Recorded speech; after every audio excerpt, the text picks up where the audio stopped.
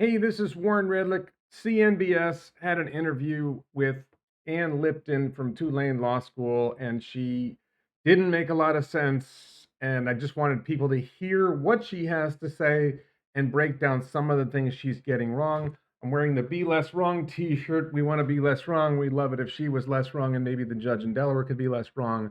But she is very negative on this shareholder vote, that even if it goes forward, she is saying the judge will not approve the pay package. And she basically thinks that Elon shouldn't get paid. It's pretty straightforward if you listen to what she says, but let's dive into it. Her reasoning, some of the things she's saying, I think are total nonsense. And it's, Elon mad bad syndrome, swallowing propaganda from the mainstream media. She even references Bloomberg during the interview as if Bloomberg is an authoritative source. Are you ready? Let's go.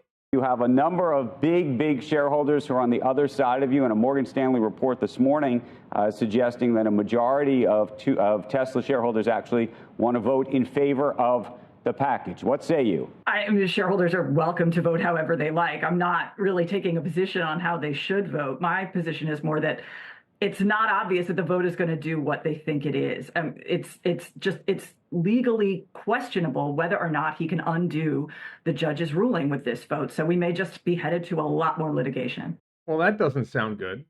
Now, I'm not sure she knows what she's talking about. I would think that and I read the judge's ruling, given that the judge said that the shareholder vote was invalid and that the shareholders were not properly informed, if the new proxy sets forth for the vote we're about to have, or we're having now, if the proxy meets the standards that she said the previous vote didn't meet, and the shareholders vote for it, and then she says, I don't care, I'm not approving this compensation package, that's pretty extreme.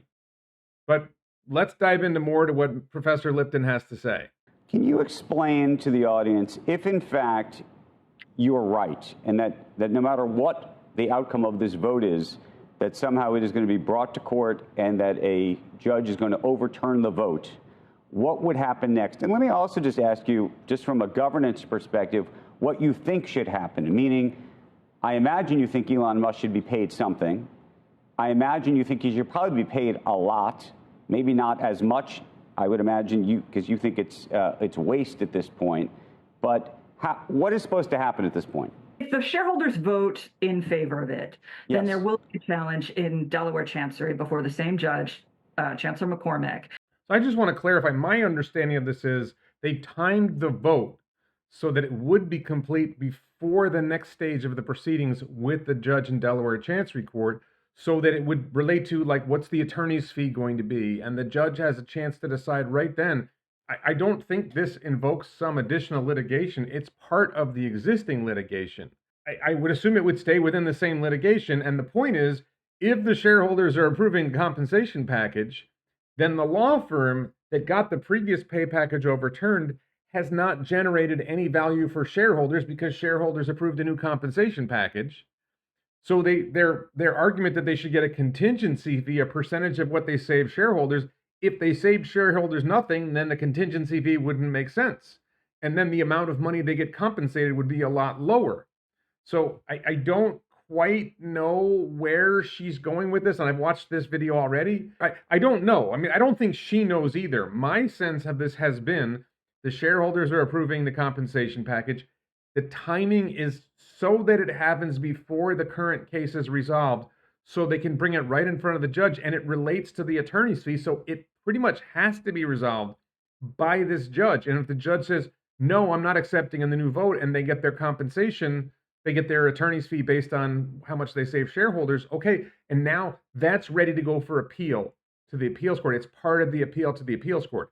That's my read of it. I'm not saying I'm correct. I don't think her explanation makes a lot of sense. Claiming that this vote simply just, you can't undo this prior ruling for various reasons. This is shareholders voting, we want this contract. The judge previously ruled, and the case is not over, right? The case is still pending. You made this ruling. This was a key factor in your ruling. This case is not final. If the case was final, there's a principle called res judicata. It's already been decided, but the case is not final. So you can go back and say, hey, we want you to reconsider. It's called a motion to reconsider or a motion to renew. is common in New York courts and federal courts. You're a law professor. You're not aware of like motion to renew, motion to reconsider. Like this is standard civil procedure. I think in any court.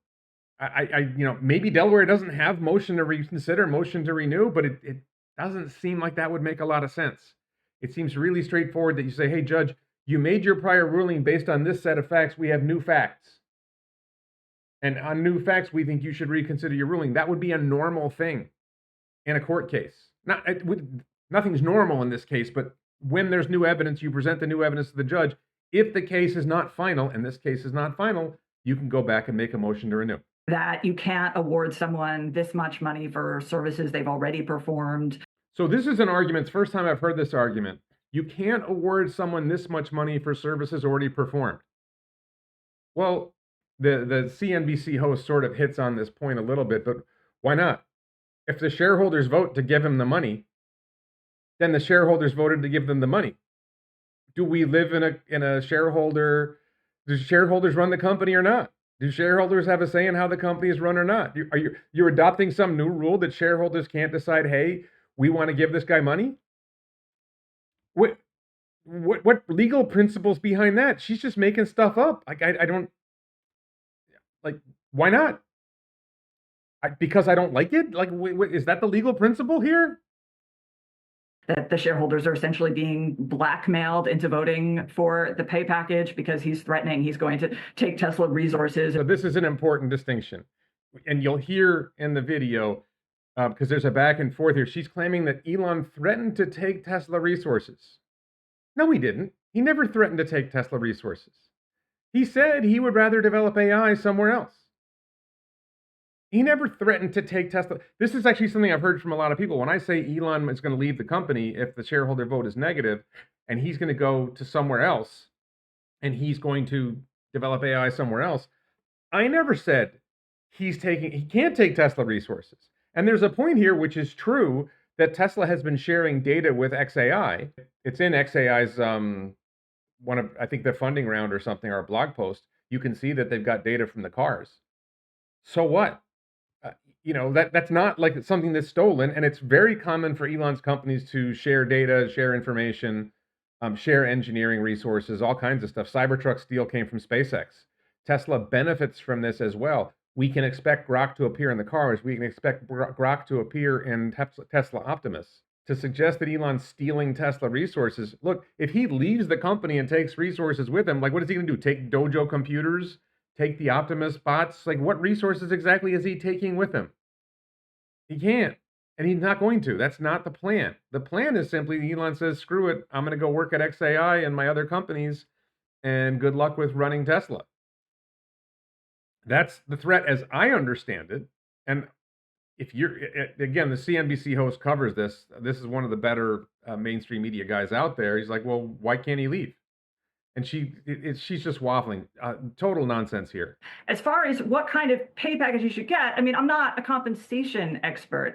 All I can say is he has, and this is one of the points that's being made by Glass Lewis, is that he has 13% of the company right now. He has lots and lots of incentives to bring the stock price up without additional pay package. So I don't have an opinion on how much he should be paid, but I don't think he should be paid. Like, why don't you just tell us straight out? Why did you duck the question? Why didn't you just say, I don't think he should be paid? Why didn't you just say, I don't think the shareholders have the right to pay someone what they want to pay him? Yes, it's true. He owns 13% of the company. He actually has options from the 2012 compensation package. He exercises them and pay taxes. He'll own 17% of the company. So yeah, he does have an incentive to develop Tesla, but he also has an incentive to develop SpaceX, XAI, Neuralink, the Boring Company, and X. And the problem is that he has other opportunities to go work somewhere else. And he had those opportunities in 2018 with Neuralink, Boring Company, and SpaceX. And he chose to continue working at Tesla in part because they were compensating him. There's this fantasy that you don't have to compensate him because he owns so much of the company. He has other things he can do with his time. Do you want him incentivized to stay at Tesla or not? She doesn't care. She doesn't care. She's not a shareholder. She doesn't care if Elon stays. I'm a shareholder. I want Elon to stay. I'm someone who wants to accelerate the transition to sustainable energy. I want Elon to stay. I actually think it's probably more important than he be at SpaceX and XAI and at Neuralink, but I would like him to continue developing things at Tesla because I'm a Tesla shareholder and I also want the transition to sustainable energy to happen. She doesn't care about any of that. Never dawned on her that he might choose to work somewhere else because he has more important things to do, and the other places he's going to get compensated better. Apparently not an issue for her. The other places might need his attention more. There's a reason why Tesla has to pay him to work at Tesla, because he's got other things he can do. Mark Zuckerberg doesn't have another company to go to. Jeff Bezos didn't have another company to go to. Bill Gates didn't have another company to go to. Elon has several other companies he can go to and put his time into. This is not a pay package going forward, and there's every reason to think that there will be a new pay package going forward, and that one will be done, in accordance with the way these things are usually done. Talking to a compensation consultant, talking about what goals are reasonable, talking about what's necessary to achieve those goals. And that's all possibly on the table going forward. Yeah, yes, it is. But if we have judges and idiot law professors who think that shareholders can't decide how much to compensate a CEO, then we don't really have a shareholder-run company anymore. We have a judge and a law professor-run company. I'm a shareholder. I think my vote should count. I voted my shares for this compensation package. I have a lot of friends who are voting their shares for this compensation package. She doesn't think that we should be able to vote our shares for Elon to get paid. She doesn't think we should be able to vote for him to get paid on the current pay package we're talking about. She doesn't really think, she thinks compensation consultants should decide how much Elon gets paid, not us. This is what we got. Okay? But she's not a compensation expert. And yet she thinks compensation consultants should decide how much Elon gets paid, not shareholders. This is not someone who supports shareholders deciding how a company's going to be run. Shareholders having an influence on how our company's run. And apparently neither is the judge in Delaware. And we're going to find out if the compensation package is approved by shareholders and then the judge says no, we're going to find out on appeal whether Delaware wants to continue to be a state that supports the rights of shareholders. Because the key to this vote is, if shareholders vote again for the compensation package and the Delaware court system says go after yourself, then how many other companies are going to say, hey, wait a minute, we thought we ran our companies. We didn't think judges and lawyers ran our companies. Now this is the trigger that gets a whole bunch of people to say, you know what, I don't want to be incorporated in Delaware anymore. Because Delaware doesn't respect the way that corporations are supposed to be run by shareholders deciding how things happen, instead of compensation consultants, lawyers, and judges. So it's just not clear what work this ratifying the past package would do. Yeah, it's actually quite clear. Number one, he did the work. We approved the package before. If we approve it again, he gets paid for the work that he did. That's pretty clear. That's what we want. That's what the shareholders want if we vote yes. That's what it is. Right? We think he should be paid for the work that he did for delivering us massive increase in the value of our shares. I was a shareholder in 2018. I started buying stock in 2016. I saw massive appreciation of my shares because Elon met the targets that they set for him. And he deserves to be compensated for the work that he did. And he slept on the goddamn Model 3 line to get things done. He suffered for his soup. He suffered for us. And he deserves to be compensated for his work. How is this complicated?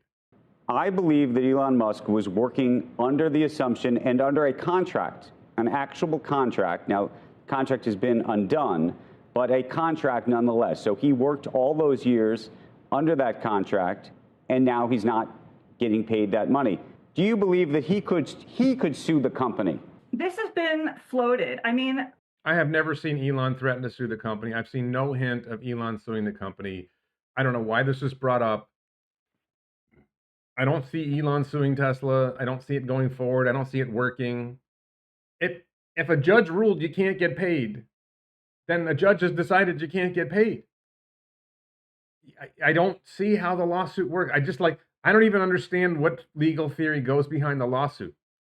I don't know how this came up. What you're asking is whether or not the lawsuit is likely to be successful. And here's the problem with that. There is definitely a legal theory that says I performed work for you, I performed a benefit for you, and therefore you should pay me in fairness to compensate me for my efforts. He could absolutely file a lawsuit claiming something along those lines. Not just that, but that the contract itself was something that he was working he was working under, that he was working under a specific contract with specific metrics which he was supposed to hit.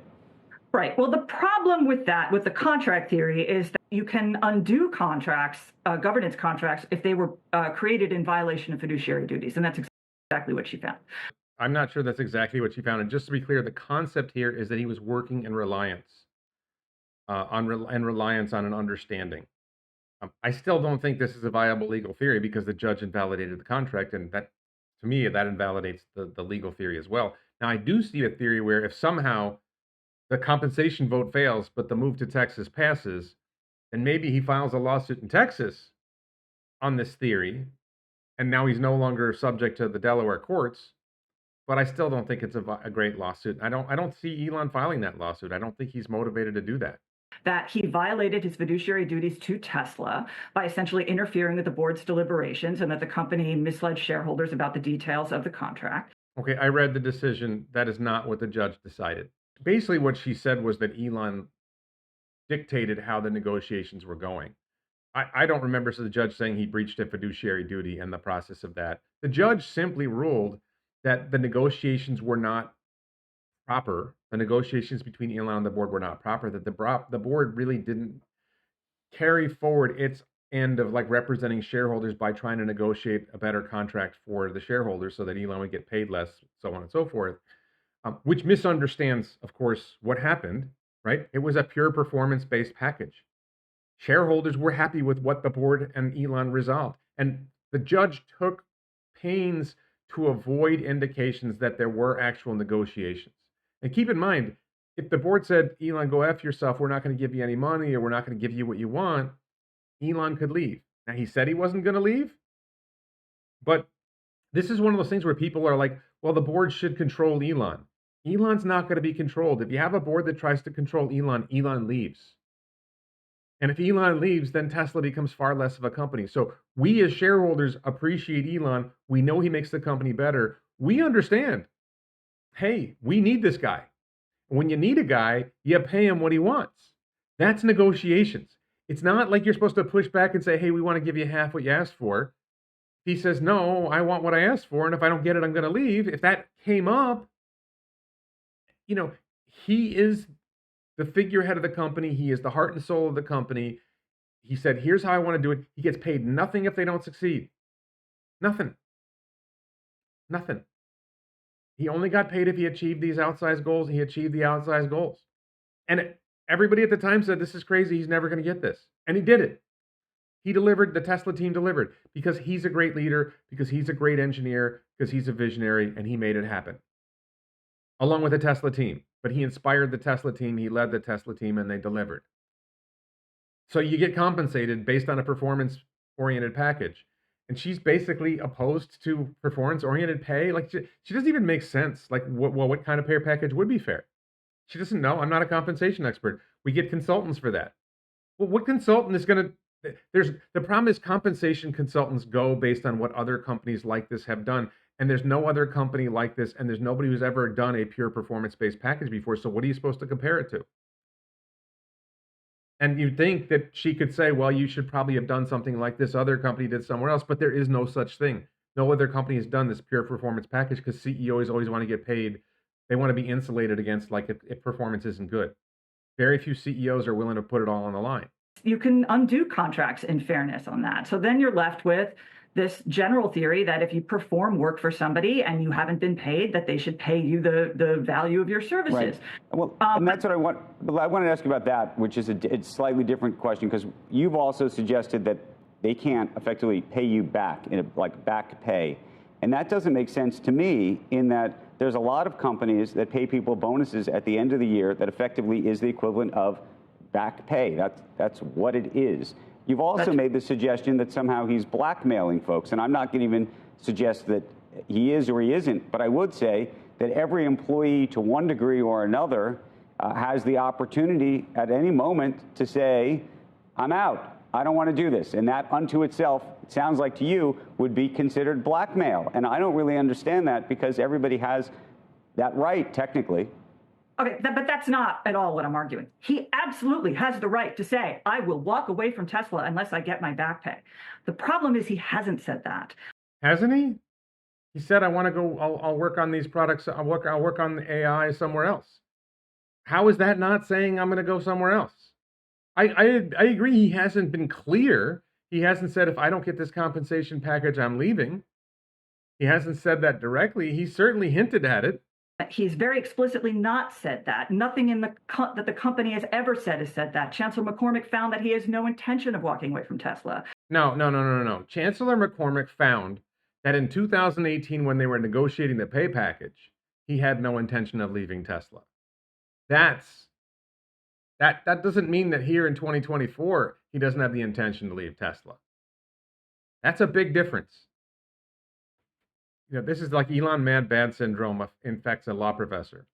What he is saying is, pay me or I will remain at Tesla while taking Tesla's resources to use in my private companies. Never said it. Never said anything like it. This is classic. This is the kind of stuff that Tesla shorts, that fudsters will claim that Elon said. Never said it. Never said anything like it. He said he would rather develop AI somewhere else. I don't understand where she's coming from, where she gets this from. And I've seen plenty of people claim this. It's like, well, where do you see that? They just make it up.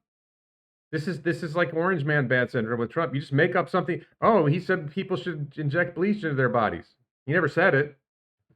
But like, if you just keep repeating the lie, people will believe it. Like, has she actually seen Elon say that, or he's just seen other people say that he said it? Because she's relying on Bloomberg. Who knows what the hell Bloomberg says? That no employee gets to do. No employee gets to say, if you don't pay me, I will stay here and take your resources away from you and put them in. Sure, that's what. He can't do that. It's like he doesn't have the right to do that, so he can't do it. It doesn't, like, if he tried to do that, that would be a breach of fiduciary duty. He would get sued for that. Probably be charged with a crime for that because you're taking property that's not yours. This is like making up stories. Like Elon's going to take stuff and put it somewhere else. Like, no, that's not the plan. He can't do it. Like, even if he wanted to do that, he wouldn't be able to get away with that. I think he has said that he already has started XAI, and you could have probably a very interesting governance debate about whether you want your CEO and other people that are part of your management teams to be able to participate in what might be described as extracurricular activities, some of which you might even think are competing with your own business. Yeah, but that's the part that's the problem. It's the competing. If he wanted to open up a dance studio, we would ask about whether he was distracted, but he wouldn't be taking Tesla's resources. Okay, so first of all, XAI does not compete with Tesla. XAI makes a chatbot called Grok, and they're working on large language models and multimodal models. Tesla's AI team is working on real-world AI to drive cars. One of them is answering questions that are typically submitted by text and in the future might be submitted by voice. The other one is developing cars that can navigate the world and robots that can navigate the world and manipulate objects in the world. As far as I've seen, XAI has no plans to do anything that competes with Tesla. And this is where you're dim, where you're really dim, and you don't understand the difference between. You think that all AI companies are the same. First of all, is she admitting that apparently now Tesla isn't a car company? Have we decided that Tesla is now an AI company and they're not a car company? But XAI does not compete with Tesla. Not at all. There's no competition there. It doesn't compete with Tesla. We know what the product is. It's Grok. It's on X right now. It's available to X customers, at least premium users. I have access to Grok. I use it all the time. And this is one of the things that Elon's companies cooperate. They always have. We as shareholders knew that. Cybertruck steel came from SpaceX. SpaceX uses Model 3 batteries. Boring Company uses Teslas. And engineers from one of Elon's companies are free to go work on projects at other other Elon companies. This is something that has always been true, and we knew this in 2018. We voted on the last compensation package, and we know it now. And this is just the way things are. And if it's unusual, sure, because most other CEOs don't have other companies to offer their employees, hey, if you feel like working at SpaceX for the if Jeff, it's not like Jeff Bezos went to the Amazon team and said, hey, anybody want to come work at Blue Origin? As far as we know, that didn't happen because probably nobody at Amazon has the skill set needed to go work at Blue Origin. And he doesn't have the engineering chops to make that stuff happen. Elon has the engineering chops to say, hey, you work in material science. We need some material science help over here. Hey, we got some mechanical engineering issues over here. And they can cross over and help each other out. She doesn't get that. The problem is that he and the board have said that Tesla's future is AI, while setting up a competing AI company that they've pitched as using Tesla's data to develop its own technology. Okay, it's another AI company. It is not a competing AI company. You have to be as dumb as a rock or completely ignorant about AI to think that all AI companies are the same. They're not all the same. XAI is developing Grok pretty clearly to compete with OpenAI's ChatGPT, Google's Gemini piece of crap, Meta's Llama. There's a whole bunch of these chatbots that are interacting with people and answering questions and helping people understand the world. And XAI's mission is to understand the universe. Tesla's mission in terms of AI is to navigate the world with robots, wheeled robots and humanoid robots. That's a very different mission. They're not the same thing, and they're not competing. Just because they're both AI companies doesn't mean when they compete with each other. And then you could argue, and I've heard people argue this, well, they're competing for Tesla's engineers. Well, SpaceX has been competing for Tesla engineers all along, right? I mean, and she didn't bring up the competing for employees part, but Elon has multiple companies and people are free to go work for whoever. And it's true that XAI hired a Tesla engineer from the AI team, but that's because he was being poached and another AI company was going to hire him. And Elon said, well, since he was going to be poached, I figured I might as well bring him into XAI. And he said, okay. And now that skill set may be able to feed back and help Tesla later because we'll probably see Grok in the cars. And that'll be an advantage for Tesla owners. And that'll be an advantage for Tesla shareholders because it makes the cars worth more. But she doesn't actually understand, like zero effort, and probably with the judge as well, zero effort to actually understand what kind of businesses does Elon run? How do his businesses work? They don't care about that stuff. They don't care. So that is the part where... Hold on, let's separate that because I'm not sure that's true. I don't believe that XAI is planning to use Tesla's data. I believe that XAI is planning to use... Bloomberg reported it. That's data. Bloomberg reported it, therefore it's true. Now, here's what we do know. We do know that I believe it was in a XAI document, maybe that was associated with the funding round or a blog post. You could see images that look like they're from Tesla cars. And they may be using some Tesla data in order to train what's called a multimodal model. But they're not using Tesla data to train how to drive a car or how to operate a robot. They're using Tesla's data to try to understand video input and image input, because that's something that OpenAI does with ChatGPT. That's something that AIs are doing. They're taking in image data and using that to train their models, and they're using that so that people can submit images and ask questions about the images. I do that with ChatGPT all the time. Here's a screenshot from my exercise bike. Let's talk about my workout. It's pretty cool, by the way. I'll feed it a screenshot of something, or I'll feed it a picture of something, and I'll have a conversation with ChatGPT about it, and Grok will be doing that soon. But Tesla's products don't do those things. So they're not competing with each other. This is nonsense. No, Bloomberg reported that he said he was using Tesla's data. So that's the public information that I have. No, so it's not, you don't need Bloomberg. First of all, the fact that she's relying on Bloomberg as her source, as opposed to why don't you read the XAI blog post? Like this is the classic laziness. I'm going to go with some media outlet that has an established bias against Elon, and I'm going to rely on them rather than why don't I read XAI's blog post and see that, okay, I see what they're using the data for, and I see what kind of company XAI is, and I should recognize this is not a competing company. They're not competing with each other. But Bloomberg tells her otherwise, so therefore it must be true. Is not using Tesla's data, would you feel differently? No, because he's already been using Tesla's engineers, so that's another resource. What? What do you mean he's been using Tesla's engineers? What are you talking about? How is he using Tesla's engineers? Okay. Competition is considered to be a violation of fiduciary duty. You're not supposed to directly compete with the companies that you had. Okay, so Tesla, 90% of Tesla revenue comes from cars. Another big chunk of revenue comes from energy storage products. Another chunk comes from service. Another comes from superchargers. I don't know where this AI revenue is in Tesla. I don't, the AI that Tesla, again, I feel like I'm beating a dead horse, but the fact that it's an AI company doesn't mean it competes with Tesla. You're a dumbass.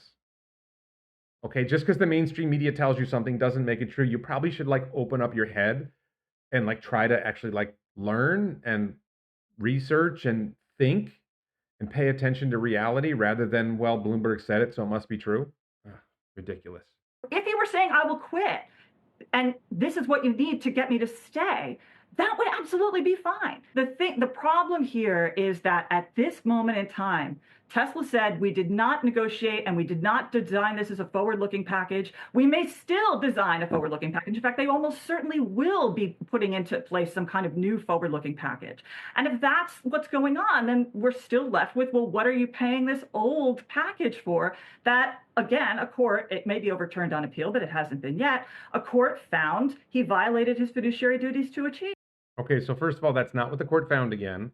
There's a whole bunch of factors in why the judge overturned the pay package, but ultimately it came down to she invalidated the vote. She found the vote was not valid. So the point of having the vote is to say, okay, we've done the vote over. Shareholders can say, we want to pay the guy. She doesn't think we should be allowed to say we want to pay the guy. Where do you get that? We want to pay the guy for the work that he did. If he sues, then we could settle, right? So what is this? This is like a vendetta against Elon. He can't be paid, and there's no way he can be paid for the work that he did. She has no answer to the question, well, what should he be paid? Her basic attitude is he shouldn't be paid for the work that he did for 5 years. Oh, well, he owns 13% of the company. Well, Vanguard owns 7% of the company. How much work did they put into Tesla? Did they show up on the factory line and help build Model 3s? No. You can get a law degree, you can be a law professor, and, it's very apparent that she doesn't know the distinction between the AI that XAI is developing and the AI that Tesla is developing. Completely different AIs. Very apparent that she doesn't understand the difference. And if Elon leaves Tesla, so she's like, well, he's not leaving. Well, it's my interpretation that he's leaving if the shareholder vote is no. Now, if the shareholder vote is yes, and then the judge still keeps the pay package invalid, then I think they go for the appeal. And we see what the result of the appeal is. And I think it's going to be really hard for an appellate court, because the reality is if you're going to reject shareholder capitalism, the vote of the shareholder, if Delaware is going to lay itself down and say, we don't believe shareholders should control companies anymore. If that's where we're going, then the rest of the corporate world is going to say, we're out of Delaware. And I think the appeals court knows it. I actually think the judge knows it. I think the judge knows that if the shareholders vote again to approve the pay package, that it pretty much screws over her previous argument, and a motion to renew resolves this case. Elon gets his compensation. The attorneys get some hourly rate for their work that did nothing for shareholders other than waste shareholder money, but she'll compensate them with something. But they don't get their $6 billion pay package anymore because all of a sudden, you really didn't do anything for the shareholders, did you? Who knows what she'll do? We can't know what the judge is going to do, but ultimately, this would probably go to a Delaware appeals court. And, how bad do they want to go down? And by the time it gets to the Delaware appeals court, we'll have the presidential election will be over, and the game might be different. It won't be if Biden is no longer president, then the judges on the appeals court won't owe anything to Biden because he's gone. All right. So I think that she's full of crap. I don't think she raised any serious concerns. I don't think she really thought through the case. Unfortunately, I don't think the judge is as educated on Tesla and XAI and all these other things. The judge might very well believe the same BS that she believes. We'll see. But I think she's just flat out wrong. We as shareholders are entitled to vote for Elon to get his compensation. And the host did mention that Morgan Stanley projected that shareholders are going to vote yes. And I haven't seen the numbers on that yet, but that's a good sign. So we'll see how it's going. Thank you so much for watching. I'm about to go to Japan, so my video content, I haven't been producing a lot of videos. I'll be producing less for a few weeks. But I will probably post a couple of live streams. I'll probably do a video after Starship, and I'll probably do a video after the shareholder meeting. So thank you all for watching. Keep in touch. We'll be back soon. Bye-bye.